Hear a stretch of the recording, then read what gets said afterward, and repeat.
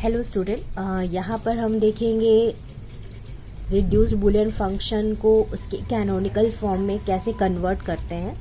Last video में हमने देखा था कैनोनिकल फॉर्म क्या होता है किसी भी बूलियन फंक्शन का, और हम यहाँ पे उसका कन्वर्जन देखेंगे कि किसी भी रिड्यूस्ड बूलियन फंक्शन को उसके कैनोनिकल फॉर्म में कैसे कन्वर्ट करते हैं। कोई भी बूलियन फंक्शन जो होता है वो या तो प्रोडक्ट ऑफ सम फॉर्म में होगा या फिर सम ऑफ प्रोडक्ट फॉर्म में होगा, और हमको यहाँ पे उसके स्टैंडर्ड फॉर्म में कन्वर्ट करना है, यानी कैनोनिकल फॉर्म में कन्वर्ट करना है। आगे बढ़ने के लिए हमको यहाँ पे ये बूलियन प्रॉपर्टीज पता होनी चाहिए कि क्या क्या होती हैं, जो कि वेरी इंपॉर्टेंट है आपके डिजिटल इलेक्ट्रॉनिक्स के लिए। आगे आप जितने भी चीज़ें पढ़ेंगे उनमें इन बूलियन प्रॉपर्टीज का बहुत ज़्यादा यूज़ होने वाला है। मैं यहाँ पे एक्सप्लेन कर देती हूँ, आप वीडियो पॉज करके इसको राइट डाउन करके बाय हार्ट कर लीजिएगा, क्योंकि that is very important. Okay, so यहाँ पे हम एक्सप्लेन कर रहे हैं प्रॉपर्टी ऑफ एंड फंक्शन, जिसमें फॉर एग्जांपल के लिए हमारे पास कोई वेरिएबल x है, तो x dot 0 is equal to 0 ही होगा, और x dot 1 is equal to same variable होगा जो वेरिएबल का मल्टीप्लिकेशन 1 से होता है। सेम ऐसे ही और फंक्शन है, और यानी एडिटिव, एंड मतलब डॉट। और है तो किसी भी वेरिएबल में अगर 0 ऐड होगा तो सेम वेरिएबल आएगा, और अगर 1 ऐड होता है तो 1 आता है। ये यहाँ पर थोड़ा सा याद करने जैसा है, x plus 1 is equal to 1 होता है। अब किसी भी वेरिएबल को उसके ही कॉम्प्लीमेंट फॉर्म से या फिर उससे ही कंबाइन करने पर क्या निकलता है, जैसे x dot x bar is equal to 0 होता है। x dot x same variable आएगा, x plus x bar is equal to 1 and x plus x is equal to x, and x का कॉम्प्लीमेंट यानी कॉम्प्लीमेंट ऑफ कॉम्प्लीमेंट, किसी भी variable का complement और उसका भी कॉम्प्लीमेंट सेम वेरिएबल को रिप्रेजेंट करता है। अब हम यहाँ पे देखते हैं कॉम्यूटेटिव लॉज। तो ये तो कॉम्यूटेटिव लॉ मतलब कि अगर हम इनकी पोजीशन चेंज कर दे तो कोई फर्क नहीं होगा, यानी x dot y is equal to y dot x, x plus y is equal to y plus x. Position change करने से कोई फर्क नहीं पड़ता है बूलियन फंक्शन में। नेक्स्ट है हमारा डिस्ट्रीब्यूटिव लॉज। तो वो डिस्ट्रीब्यूटिव लॉज में x into y plus z, सिर्फ इसको सिंपल ओपन करना है इस ब्रैकेट को, तो ये हो जाएगा x into y plus x into z. अब यहाँ पे देखिए x plus y into z है, ये इम्पॉर्टेंट है यहाँ पर। तो इसको हम ऐसे भी लिख सकते हैं x plus y into x plus z, यानी ये खुल जाता है यहाँ पे x plus y into x plus z, x plus y into x plus z. और ये हम चाहे तो इसको सॉल्व करेंगे तो ये ऑटोमेटिकली ये आ जाएगा, आप चाहे तो देख सकते हैं। मैं यहाँ पे सॉल्व करती हूँ। देखिए इसको मैंने ओपन किया, x into x plus x into z plus y into x plus y into z. अब हमको पता है x इंटू एक्स क्या होता है, यहाँ पे देखा था x into x is equal to x ही होता है, तो ये हो जाएगा x plus x z plus y x plus y z. अब यहाँ पे हम फिर देखेंगे x plus x z, that is what, यहाँ पे हम x कॉमन खींच ले। अगर हम x कॉमन लेंगे तो क्या आ जाएगा, 1 plus z plus y into x plus y z. अब हम जानते हैं कि 1 प्लस जेड, यहाँ से देखेंगे ये वाली property, 1 plus x is equal to 1 ही होता है, तो यहाँ पर हो जाएगा इसकी वैल्यू हो जाएगी 1, that is x plus y into x plus y z. फिर से यहाँ पे x कॉमन खींच लेंगे,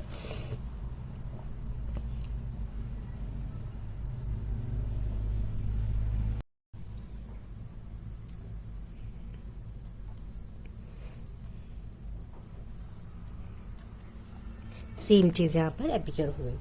तो इसको हम सॉल्व किया किसकी हेल्प से, बूलियन प्रॉपर्टी की हेल्प से, इसलिए Boolean property very important. Next property है एसोसिएटिव लॉस, और इसमें हम देखेंगे कि x dot y z x into y into z. यहाँ पर x plus y plus z है तो x plus y plus z होगा। एब्जॉर्प्शन लॉस देके तो ये भी बहुत इम्पॉर्टेंट है, और ये भी आगे जो जितनी भी आपने प्रॉपर्टीज पढ़ी हैं ये सारी प्रॉपर्टी, इन प्रॉपर्टी का यूज करके आप इनको सॉल्व कर सकते हैं इन एब्जॉर्प्शन लॉ को। जैसे x plus x y is equal to x कैसे आया, यहाँ पर x कॉमन खींच लो तो 1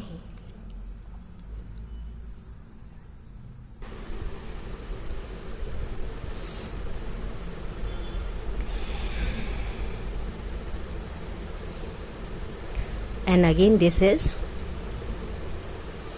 1 यहाँ से और ये चीज़ कहाँ से आई हमारी, और ऑपरेशन और फंक्शन की जो प्रॉपर्टी थी x plus 1 is equal to 1 होता है, तो किसी भी वेरिएबल को 1 से ऐड करेंगे तो वो 1 वैल्यू ही देती है। ये यहाँ से आ गई। सेम इसको भी ऐसे सॉल्व करोगे तो सेम चीज़ आ जाएगी। यहाँ पर सबसे पहले इसमें क्या करना पड़ेगा, इसके लिए मल्टीप्लाई करना पड़ेगा x dot x plus x into y. अब हम जानते हैं कि x इंटू x, ये वाली प्रॉपर्टी को अगर हम देखें तो x इंटू x ही होता है, तो ये हो गया x plus x into y. Again यहाँ पे हमने क्या देखा, x कॉमन खींच लेंगे तो ये हो जाएगा 1 प्लस वाई, और अगेन ये हो जाएगा x जो कि यहाँ पर दिया हुआ।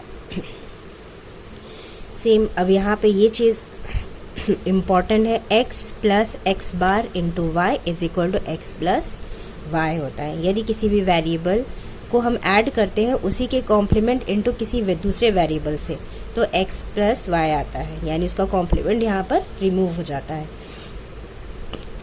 The last is what, x into x bar plus y is equal to x y. ये इसको भी आप इजिली सॉल्व कर सकते हैं। अगर आप देखें यहाँ पर सॉल्व करती हूँ मैं, देखिए x डॉट ये है, इसको ओपन करिए। अब हम जानते हैं कि x इंटू एक्स बार क्या होता है, x इंटू एक्स बार 0, और किसी 0 में किसी भी वेरिएबल को हम ऐड करते हैं तो सेम वेरिएबल आता है। यहाँ से आपने देखा है तो सो ये बूलियन प्रॉपर्टी बहुत ही इम्पॉर्टेंट है, आपको ये सारी बूलियन प्रॉपर्टी बाय हार्ट होना चाहिए। और नेक्स्ट अब हम देखते हैं कैसे हम कन्वर्ट करेंगे किसी भी रिड्यूस्ड बूलियन फंक्शन को उसके कैनोनिकल फॉर्म में। किसी भी रिड्यूस्ड बूलियन फंक्शन को कैनोनिकल फॉर्म में कन्वर्ट करने के लिए एक बहुत ही इंपॉर्टेंट चीज़ हमको याद रखनी चाहिए कि बूलियन अलजेब्रा 1 जो 1 है दिस इज मल्टीप्लिकेटिव आइडेंटिटी, और जो 0 है this is additive identity. It means कि अगर हम किसी भी वेरिएबल में 1 का मल्टीप्लाई करेंगे तो सेम चीज़ सेम वेरिएबल आएगा, और अगर हम किसी भी वेरिएबल में 0 को ऐड करते हैं तो भी सेम वेरिएबल आता है। तो ये दोनों चीज़ें बहुत ही इंपॉर्टेंट है जब हम कन्वर्ट करेंगे किसी भी बूलियन फंक्शन को उसके स्टैंडर्ड फॉर्म में यानी कैनोनिकल फॉर्म में। तो सबसे पहले हम यहाँ पर कन्वर्ट करते हैं sum of product Boolean function को standard sum of product form में। एग्जाम्पल के थ्रू हम समझेंगे यहाँ पे तो आपको इजीली समझ में आएगा। Suppose we have a one sum of product Boolean function f of x y is equal to x bar plus y plus x y bar for example के लिए।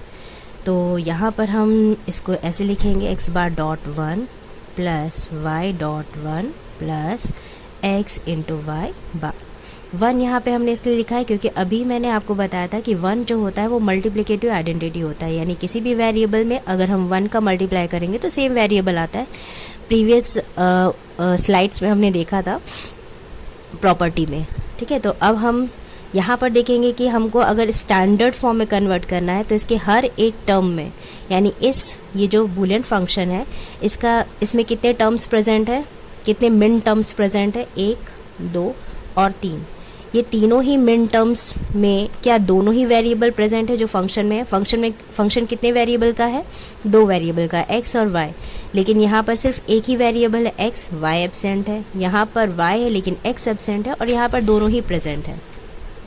तो इसको हमको क्या करना है, स्टैंडर्ड फॉर्म में कन्वर्ट करने के लिए इसमें अगर y एब्सेंट है तो y को लाना है, इसमें x को लाना पड़ेगा, तब जाके वो स्टैंडर्ड फॉर्म में कन्वर्ट होगा, जैसे हमने लास्ट लेक्चर में बताया था कैनोनिकल फॉर्म क्या होता है। ठीक है, तो यहाँ पर हम x बार और मैं इसे लिख सकती हूँ y प्लस वाई बार। आपने अभी अभी प्रॉपर्टी पढ़ी है कि y plus y bar is equal to 1 होता है, प्लस y, अब यहाँ पे चूँकि y है x नहीं है तो 1 की जगह पे मैं क्या लिख सकती हूँ, x प्लस x बार। और चूँकि इसमें दोनों ही वेरिएबल प्रेजेंट है इस टर्म में, इसलिए मैं सिंपली ऐसे छोड़ दूँगी। नाउ नेक्स्ट में हम क्या लिख सकते हैं, इसको एक्सपांड करेंगे तो ये हो जाएगा ऐसा, x bar y bar plus y x plus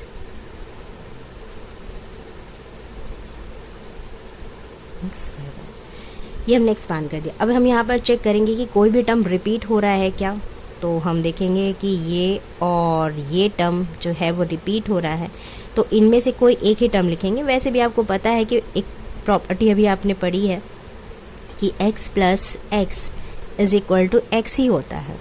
तो यहाँ पर अगर एक वेरिएबल ये माने और दूसरा वेरिएबल ये, दोनों ही रिपीटेड है, तो इनमें से एक ही टर्म को हम लिखेंगे, एंड दैट इज ये।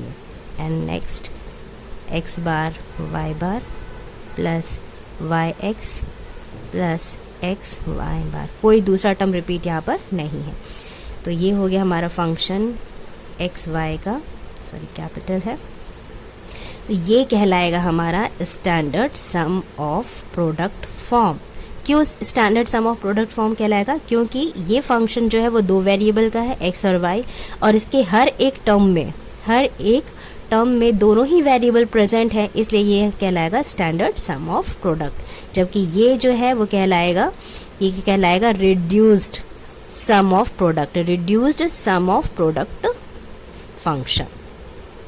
ठीक है, इसको और आगे हम लिखें, अगर हम इसको और आगे लिखें तो ये किस बाइनरी को रिप्रेजेंट करता है, तो देखेंगे तो ये हो जाएगा x बार 0 को, और ये हो गया 1 y1 को, ये हो जाएगा 0 0, ये हो जाएगा 1 1, और ये हो जाएगा 1 और 0। मैंने आपको बताया था कि मिन टर्म्स में हम क्या करते हैं, अगर x की वैल्यू जो है वो 0 है तो हम उसको क्या लिखेंगे, x बार। अगर x की वैल्यू 1 है तो मैं उसे लिखूंगी x। तो यहाँ पर हो जाएगा ये 1 होता है, तो दैट इज, और ये क्या है, हमारा प्रोडक्ट टर्म है जिसे हम मिन टर्म कहते हैं, तो दिस इज m1 प्लस ये हो जाएगा m0 प्लस ये हो जाएगा m3, और ये हो जाएगा m2। इसे हम ऐसे भी लिख सकते हैं, सम ऑफ मिन टर्म्स सीक्वेंस में लिखें तो 0 1 2 और 3, 0 1 2 और 3।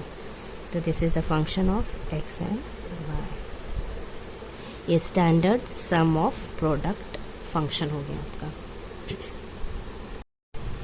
यहाँ हम एक दूसरा एग्जाम्पल देखते हैं, सेकेंड एग्जाम्पल है, 3 वेरिएबल का एक फंक्शन लेते हैं x, y और z। फॉर एग्जाम्पल के लिए x प्लस क्या ले लूँ, y z plus x z। For example के लिए हमने एक ये reduced sum of product function लिया है 3 वेरिएबल का। यहाँ पर क्या एब्सेंट है, y z नहीं है, यहाँ पर x नहीं है, और यहाँ पर y नहीं है। तो सबसे पहले हम, जैसे हमको पता है कि अगर 1 क्या होता है, मल्टीप्लिकेटिव आइडेंटिटी होता है, तो मैं आपको सीक्वेंस में बता रही हूँ। .1 आप चाहे तो ये वाला स्किप भी कर सकते हैं, ये वाली लाइन स्किप भी कर सकते हैं, डायरेक्ट आप लिख सकते हैं x है तो y एब्सेंट है, तो मैं 1 की जगह पे y प्लस वाई बार लिखूँगी। यहाँ पर क्या लिखेंगे हम, x प्लस एक्स बार y इंटू जेड दिया हुआ है ये।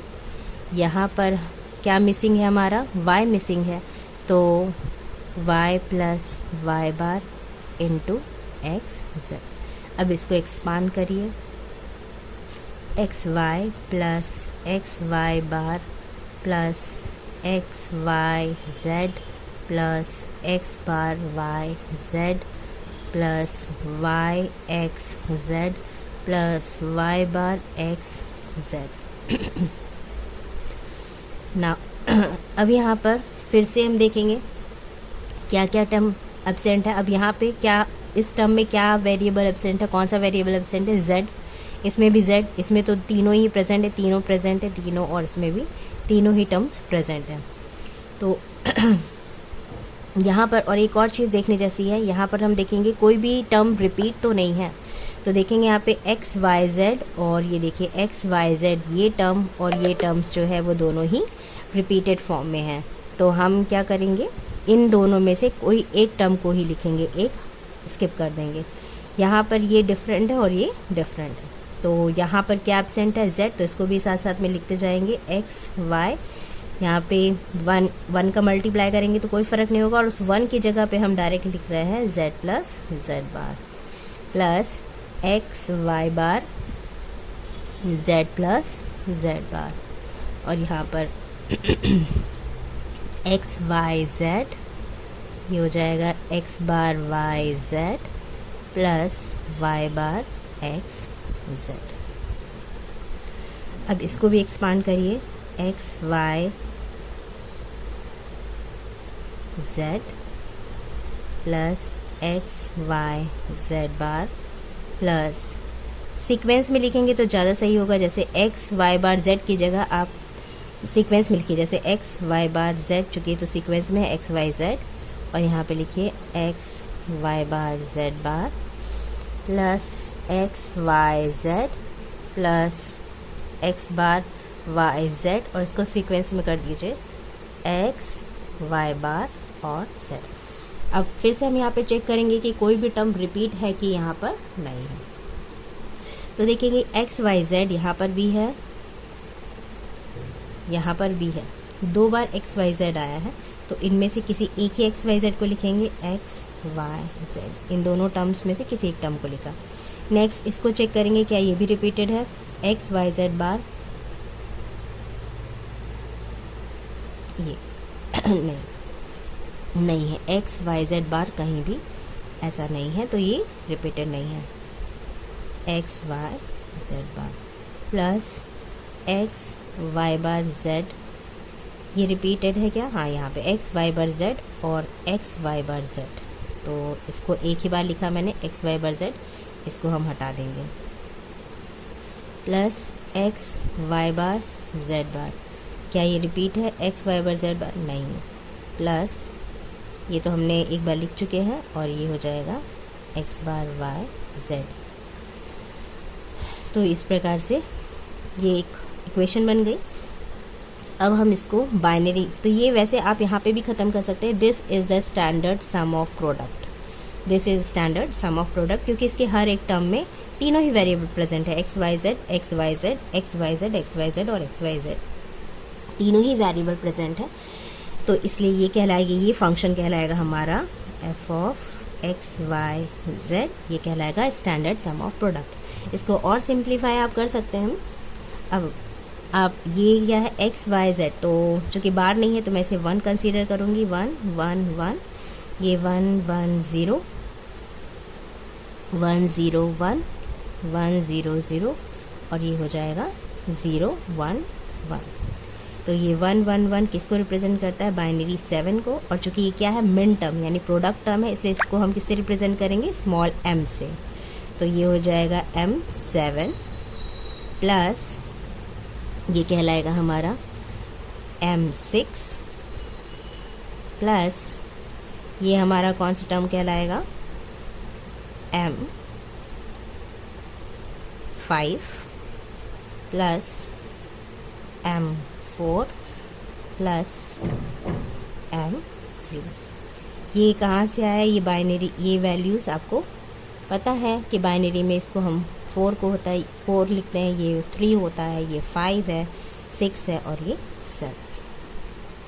इसको आगे हम ऐसे लिख सकते हैं, दिस इज सम ऑफ मिन टर्म्स, सीक्वेंस में लिखो तो 3 4 5 6 7, 3 4 5 6 एंड 7। ये हो गया हमारा standard sum of product form.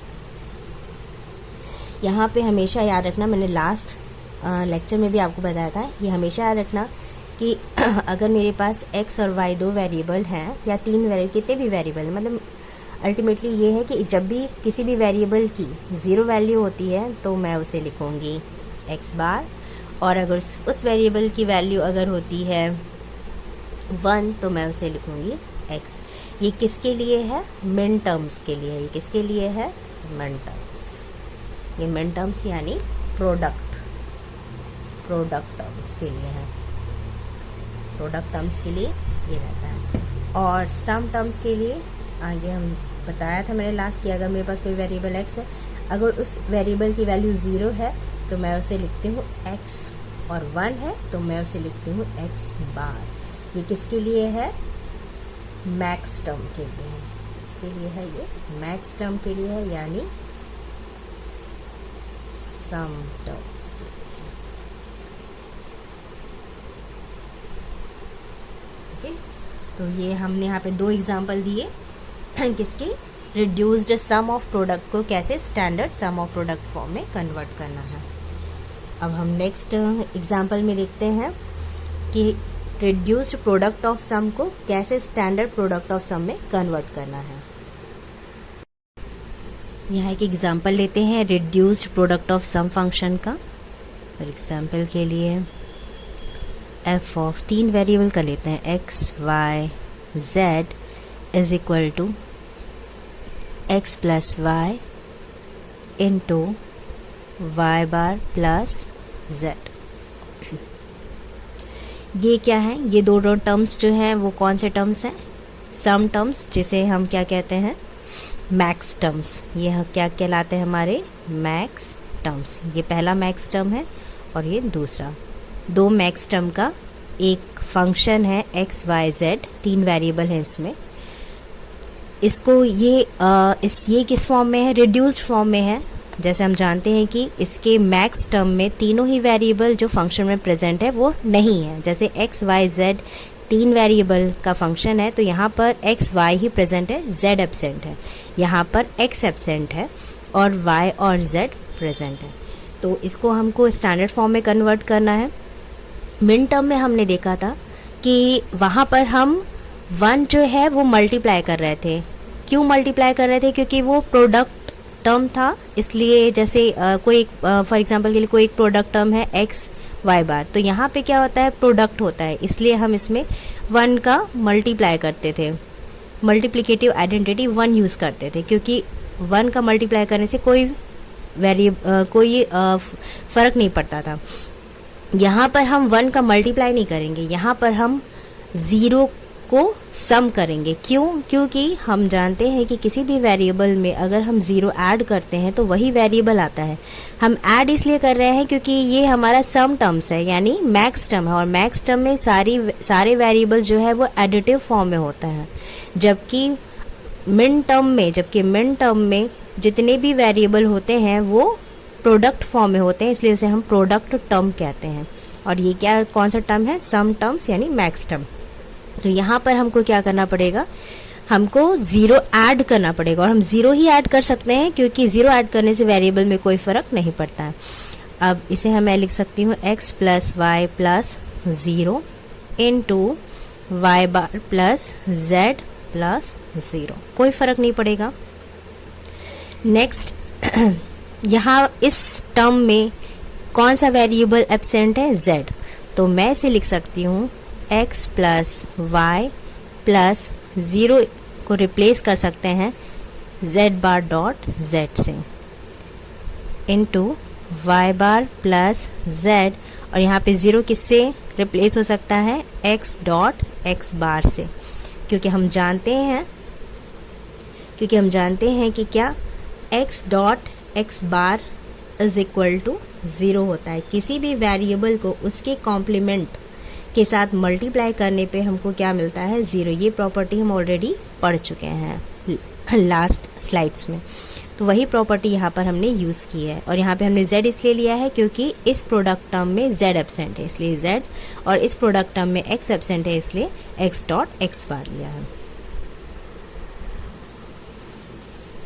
अब हम इसको लिख सकते हैं x plus y plus z bar into x plus y plus z. इस टर्म को मैंने इन दो टर्म्स में कन्वर्ट कर दिया। और ये कहाँ से आया, हम जानते हैं यहाँ प्रॉपर्टी लास्ट टाइम भी मैंने आपको बताई थी। प्रॉपर्टी फॉर एग्जांपल के लिए मेरे पास अगर कोई 3 वेरिएबल ए बी सी हैं तो प्रॉपर्टी होती है a plus b c is equal to a plus B into A plus सी।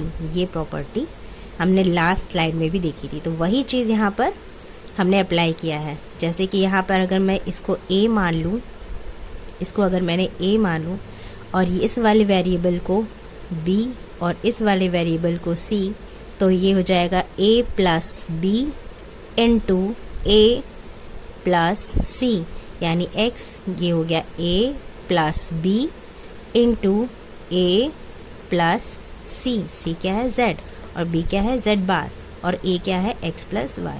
तो यहाँ पर हमने कौन सी प्रॉपर्टी यूज़ की है, a plus b c is equal to a plus B into A plus c. या फिर सिंपली हमेशा ये याद रखो कि जब भी इसके बाद हमको दूसरा कैसे कन्वर्ट करेंगे, इस टर्म को इसमें कैसे कन्वर्ट करेंगे, simply x plus y plus एक बार z बार को लेंगे, फिर इंटू एक बार z को लेंगे।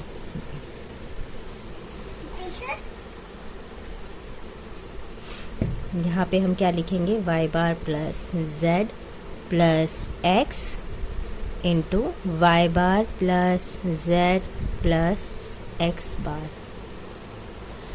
अब ये किस फॉर्म में कन्वर्ट हो चुका है, अब हमारा ये फंक्शन स्टैंडर्ड फॉर्म में। क्यों, क्योंकि इसके सारे जो मैक्स टर्म है यानी सारे सम टर्म्स है वो क्या है, फुल फॉर्म है। यानी कैसे, अगर फंक्शन 3 वेरिएबल का है x y z, तो उसमें भी तीनों वेरिएबल प्रेजेंट है, इस टर्म में भी तीनों वेरिएबल प्रेजेंट है, इसमें भी और इसमें भी। इसलिए ये पूरा फंक्शन कहलाएगा हमारा standard product of sum, standard product of sum terms. तो ये हमारा standard product of sum function कहलाएगा। इसको और हम सिंप्लीफाई कर सकते हैं, तो इसको कैसे लिखेंगे हम, ये 0 0 0 0 0 1 1 0 0 और ये हो जाएगा 1 0 और 1।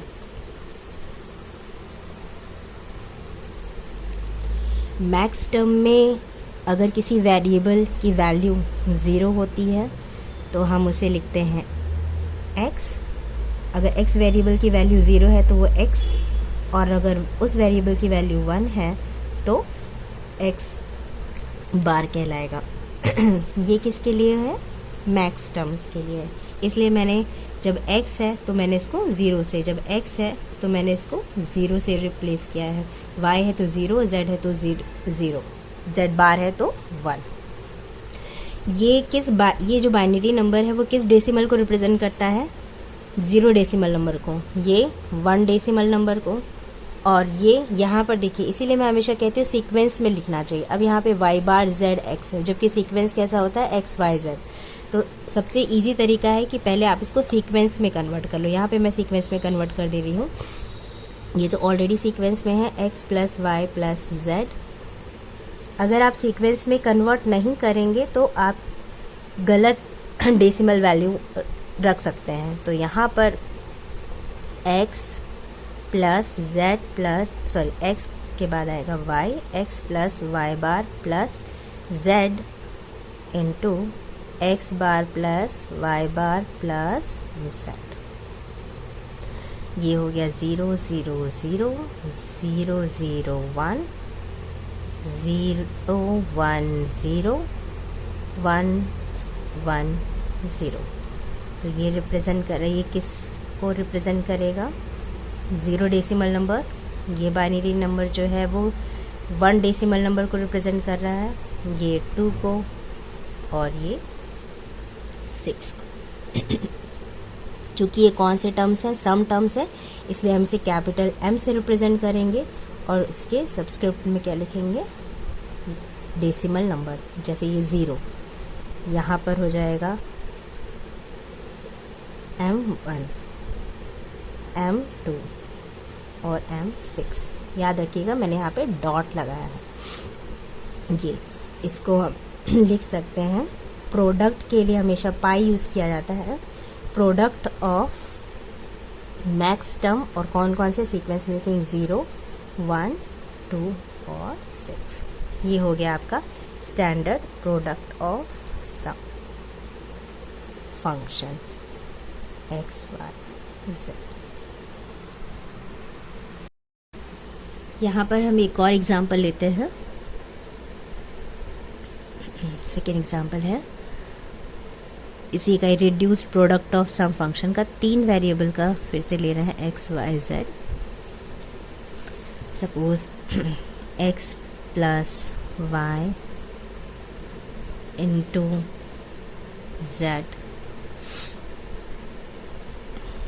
Into x plus z। ये this is also a product of sum function. इसको कन्वर्ट करना है स्टैंडर्ड फॉर्म में। तो इस मैक्स टर्म में क्या एब्सेंट है? z।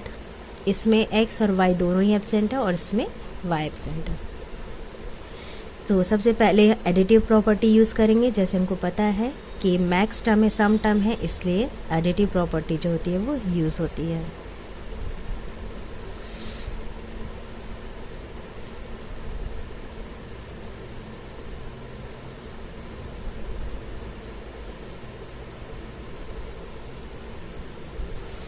इसे हम क्या लिख सकते हैं? x plus y plus z dot z बार।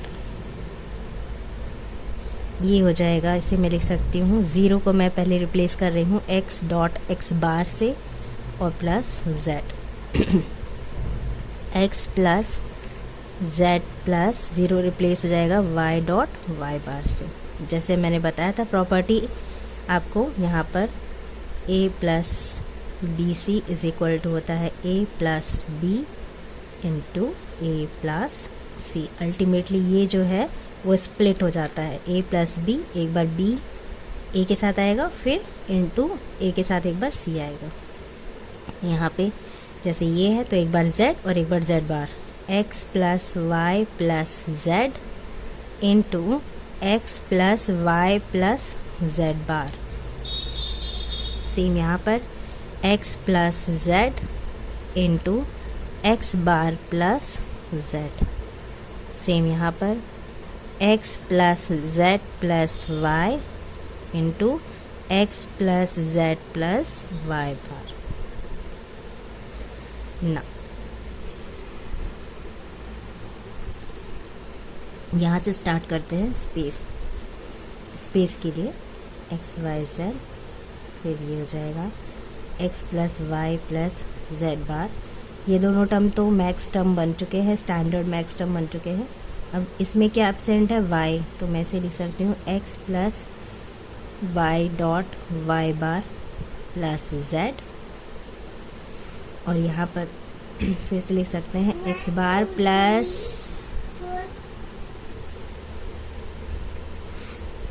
Y dot y bar plus z into x plus z plus y और x plus z plus y bar. फिर से हम इसको सीक्वेंस में लिखेंगे तो ये हो जाएगा x plus y plus z, ये हो जाएगा x plus y plus z बार।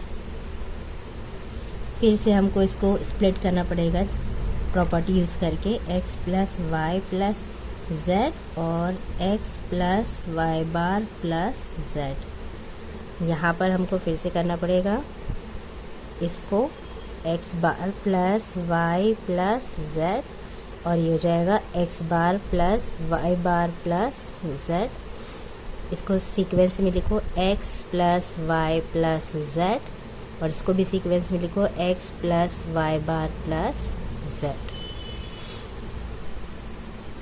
अब हमको ये देखना है कि कोई भी टर्म्स जो है वो रिपीटेड ना हो। तो देखते हैं कौन कौन से टर्म्स रिपीटेड हैं। जैसे x y z यहाँ पे भी है, यहाँ पर भी x y z है, और यहाँ पर भी x y z है। तो इन तीन x y z में से सिर्फ एक ही x y z हम यहाँ पे लिखेंगे, x plus y plus z। इसको और इसको हमको नहीं लिखना है। नेक्स्ट है x plus y plus z bar. ये भी हम चेक करेंगे रिपीट तो नहीं है। x plus y plus z bar plus x plus y bar नहीं। नेक्स्ट आया x plus y bar plus z। इसको चेक किया, क्या ये रिपीटेड है? x plus y bar, x plus y bar plus z यहाँ पे रिपीटेड है। तो इन दोनों में से किसी एक को लेंगे, तो मैंने इसको ले लिया x plus y bar plus z। Next इसको चेक करेंगे, x bar y plus z, x bar plus y plus z।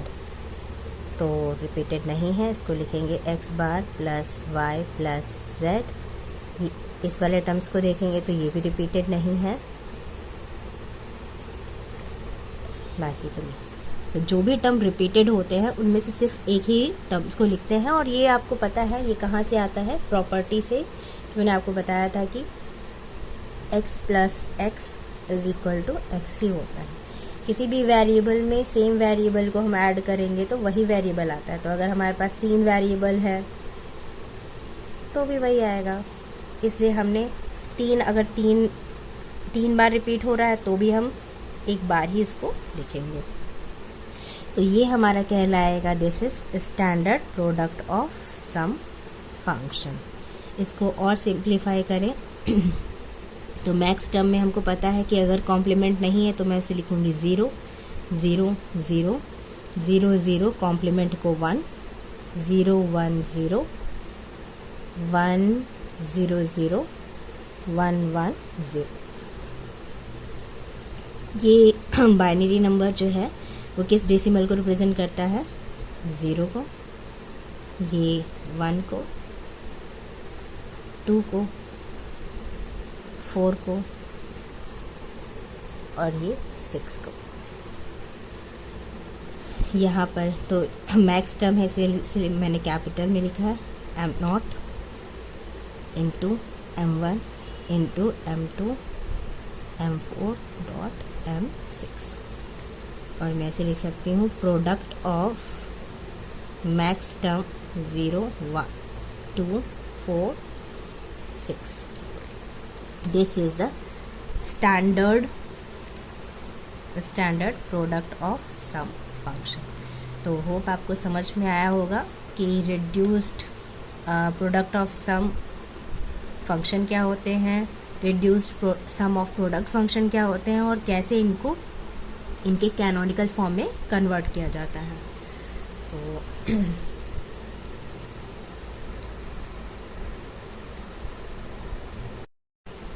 Next lecture में हम पढ़ेंगे conversion of standard product of sum function to standard sum of product function and standard sum of product function to standard product of sum function. I hope ये video आपके लिए fruitful होगा। Next video में हम आपसे मिलते हैं इस टॉपिक के साथ। तब तक गुड बाय।